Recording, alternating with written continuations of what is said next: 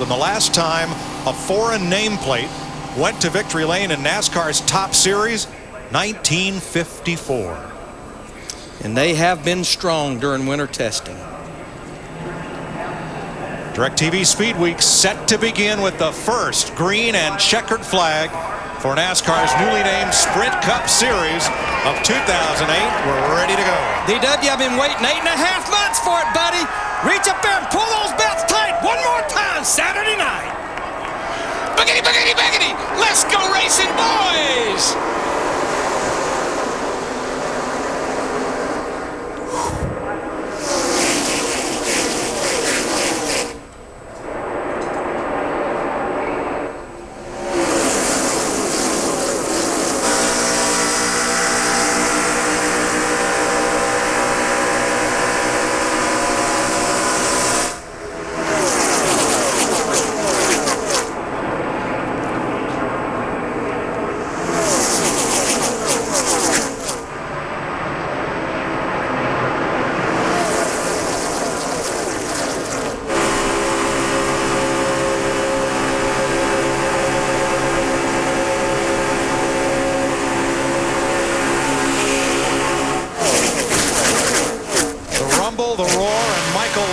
Leads the first lap.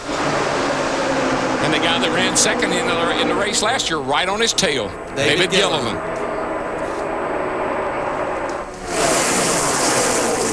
Mark Martin swings to the high side in the number 8. He has Reed Sorensen and Denny Hamlin with him.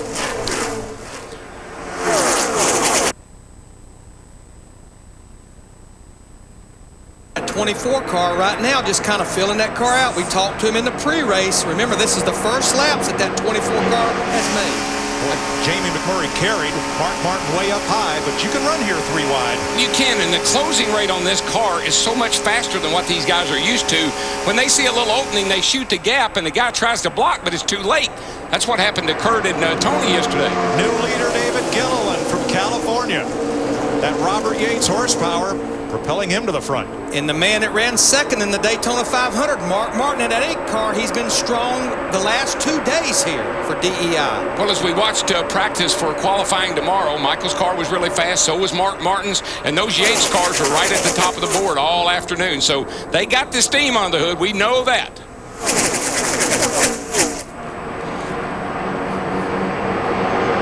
And you can already see how these cars are moving around. The air off of this car with that big wing on the back of it is creating a lot of turbulence, and it's really causing these guys to have to jack on the wheel. Mark Martin had the lead for a moment. Gilliland comes back on the outside.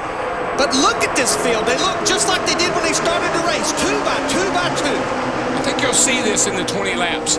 The tires are going to hold up really well. The car will handle it good for 20 laps. 3 cars have lost the lead draft, and they are all backup cars. Jimmy Johnson, Bill Elliott, Jeff Gordon. But remember, Talladega, those guys rode it to back all day long. But when it come time for the money lap, Jeff Gordon drove up there and got it. Laps that they're basically going to have a chance to make their cars better. They'll be called back up at that break. Carl Edwards and Tony Stewart take the high road.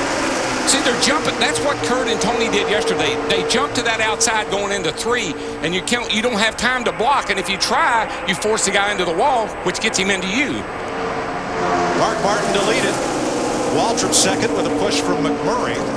And that's Gilliland on the outside with the 41.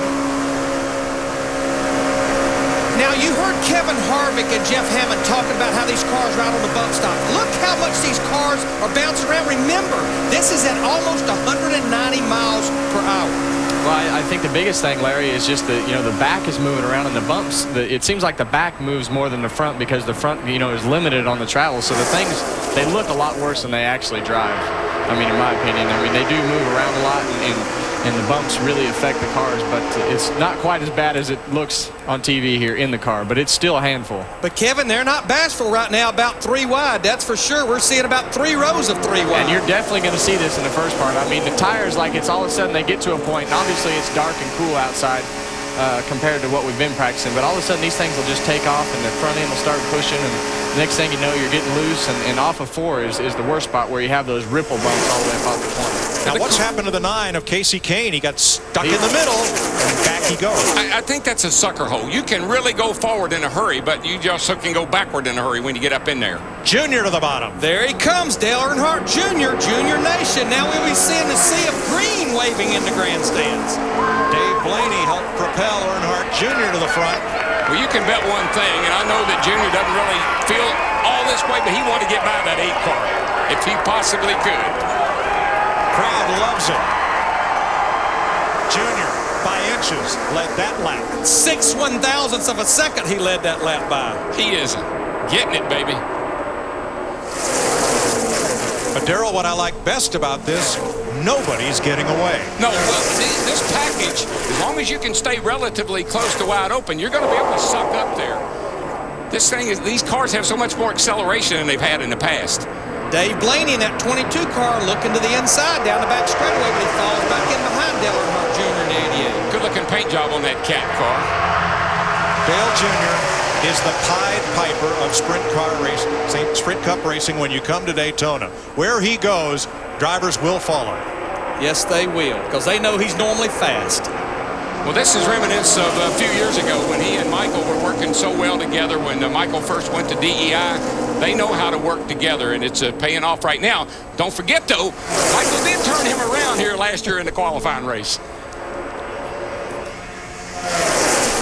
Tell you what, Carl Edwards in that 99, Tony Stewart in the 20, they continue to work that high side, and they're slowly but surely making their way to the front, taking them one at a time. Reed Sorensen down to the inside, and that put Mark Martin in the middle. It's and like the number 8 backs up. It's like a big old accordion. It stretches out and then it sucks back in, and it's whistling all the time. 8 laps complete this time. We'll run 20 laps and then have a caution for 10 minutes. Everybody can catch their breath and work on their cars. Dale Earnhardt Jr. leads the 30th Budweiser Shootout at Daytona.